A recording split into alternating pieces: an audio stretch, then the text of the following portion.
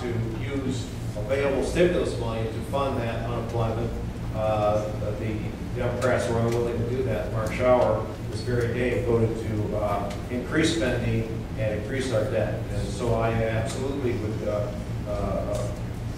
advocate for a pay-go that doesn't have any possibility of compromise. Weaseling way out.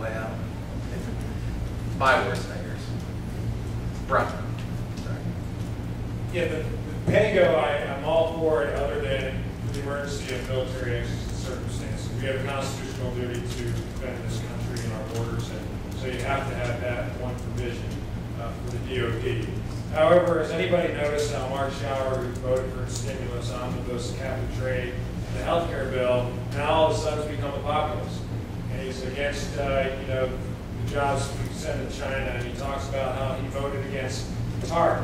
Well, that vote against TARP, and I know he's hoping that all of us are too foolish or too dunderhead to understand it, was only one house had to pass it in order for TARP monies to be spent that time around. The Senate already passed it, and so when the House took their vote was meaningless. So Mark Schauer gets to say, I voted against it, even though the TARP was already spent. He does that the same way, not just with what he did with unemployment, although he went against even the rhetoric this time, with the debt ceiling increase. You said last couple times you voted to increase the debt ceiling. Oh, I voted against it, but they had to get rid of the pay-go at the same time. And if you were really against it, you would say you have to do pay-go and the debt ceiling in the same way, but he voted opposite, meaning that he voted with his party when it really mattered. So the guy is trying to pull the wool over all of our eyes, but we're not going to be fooled again. It's the old Who song. So you're for taking away the emergency spending clause except for the Department of Defense? Right. Okay, thank you. Tim? I would say ditto, but I won't leave it that short. That's all right. You guys were good last round. I guess I want to continue to pile on Mark Schauer when we have the opportunity to do that.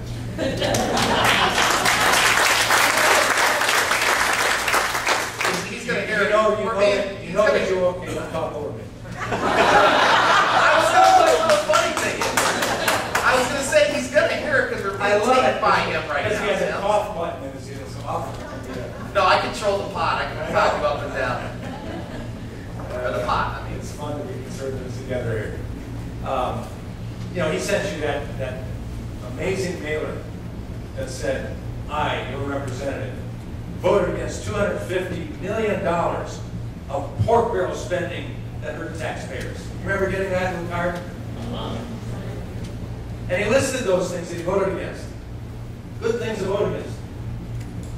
Then why, when it came up for the final vote with all of those items still in the bill? Because they were Jeff Flake amendments, John Campbell amendments, would have been Tim Walker amendments too. We put them up, we never get it passed. Pelosi wouldn't allow that to happen. Why then did he write a letter back? Well, guys, I tried. I voted against them on the amendment process, but then they were in the bill, and I needed to vote for the bill, so I voted for the bill. You didn't see that, did you?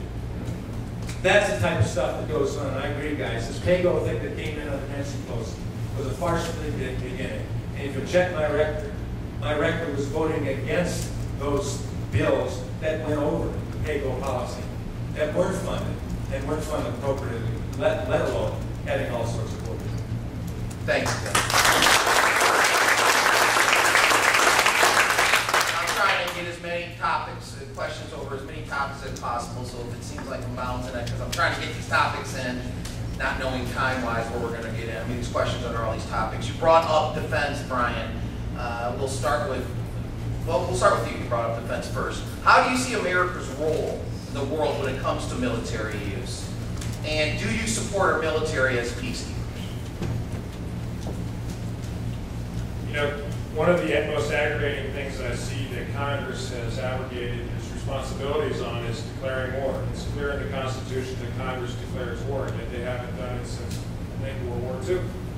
And essentially, you leave the executive with unfettered power what that he wants to do. You take the responsibility off yourself, and Congress is very good at that by appointing blue ribbon commissions or saying this agency is going to do it rather than me, because I don't want to have to take responsibility for it when you all go back to vote.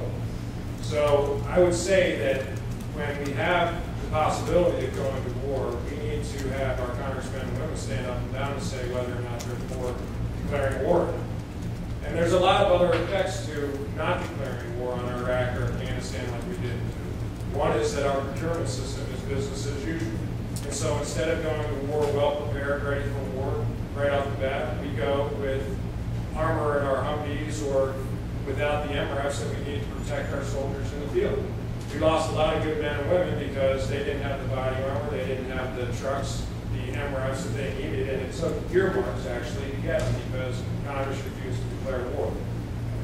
I can tell you, when I was an officer, I didn't think about why we were in Iraq or Afghanistan. I knew why we were in Afghanistan for sure, but my duty, my mission was to do what the president wanted me to do, and I wanted to complete that and do it well. Thankfully, our president won't ever talk about Iraq. We've accomplished the mission. We hopefully will have a new government formed now, and then our troops should come home. But then again, the question was, where do you see the role of America in the world when it comes to military use? You take an oath. You say you defend your country, your constitution against all enemies, foreign and domestic. And so when the country is threatened by foreign enemies, then you have to either defend the country against the enemies that we had in World War II, like Japan when they bombed Pearl Harbor, or when you have Al-Qaeda coming from Afghanistan bombing New York City. Hey, they're still doing it. They haven't given up. Again, our president pretends that we have common criminals that are flying planes to Detroit on Christmas time, and they're just, oh, by the way, trying to blow them up at the same time. He's a war criminal. Same as the guy that tried to blow up Times Square recently. You can't pretend that who our enemy is or isn't. Our enemy is radical Islam. Ronald Reagan said the Soviet Empire was evil. I say radical Islam is evil. We need to beat them. And that's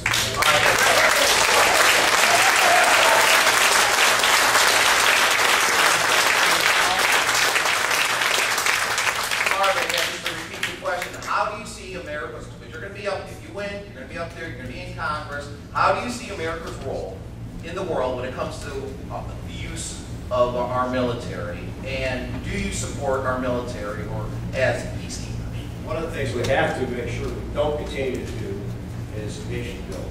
I believe that so much of our blood resource goes to building a country, basically, for example, here in Afghanistan, a medieval country that doesn't share our cultural values, doesn't share our perspective on human rights, that we try to not only make a difference in terms of our military effort, but we try to transform those cultures and those populations. We have to stop that. It costs way too much. It deflects a lot of our resources on the mission, the military mission, to kill and stop the aggression on the part of Al-Qaeda, the Taliban. That's where we need to direct our resources. We have to get out of the business of nation building.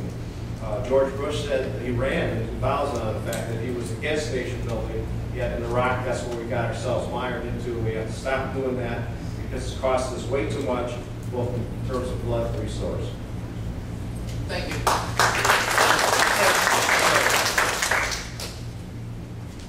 Well, I'd say America has to be the strongest country on the face of this earth. And it must be willing at times to be unilaterally powerful, if necessary, for its own purposes. And that's what it means to defend and protect against all enemies, foreign and domestic. And having taken that oath, and having sat in the Intelligence Committee room and signed the documents with 3 signatures each time at different appropriate spots to look at what is going on in our country as far as intelligence gathering and the dangers that are there, and the war of terrorism. And Brian, you're right to state that this is an evil empire of radical Islam. There's no question about that. And to take that for granted, that we can go in and we can have rules of engagement that are politically correct and still accomplish what needs to be done for our people, let alone the peace of the world, is absolutely and arrogantly wrong.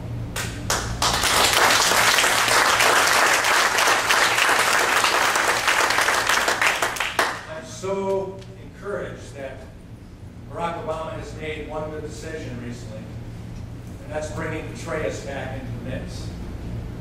Because I understand Petraeus, having talked with him, having heard him say these things, that he believes clearly that in war, our warriors, whether it be Marines, Army, Navy, Air Force, Coast Guard, you name it, they must be able, in the carrying out of a war effort, to inflict as much pain and damage on the enemy as humanly possible.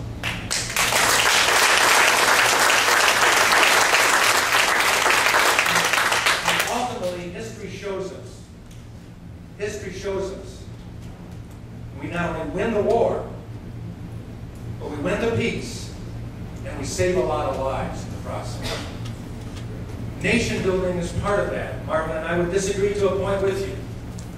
That there are times when, in order to secure the victory that we achieve, we have to make sure that what we leave is at least stable enough to carry on freedom, maybe not the same democracy as we have, the same exact system, but allows people who have gone through this period, and our blood of our warriors have been shed there as well, that it doesn't fall overnight. Ultimately, you're right. They have to be able to stand on their own. But there are times, as we saw in Europe, as we saw in Japan, even as we vanquished them, ultimately bringing them to a point where they could live freely, and they could ultimately, many, if not the majority of citizens there, could look at America and say, you didn't believe it then, but we believe it now. You assisted us, you helped us. God bless America. Right, thank you.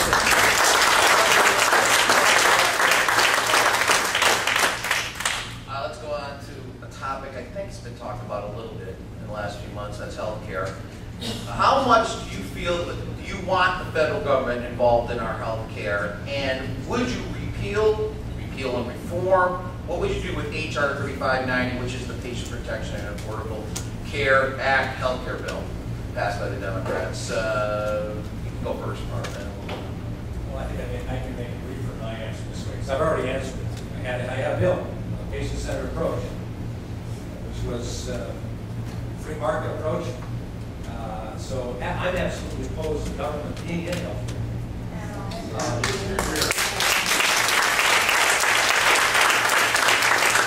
Except there's some minor regulations on safety and cleanliness.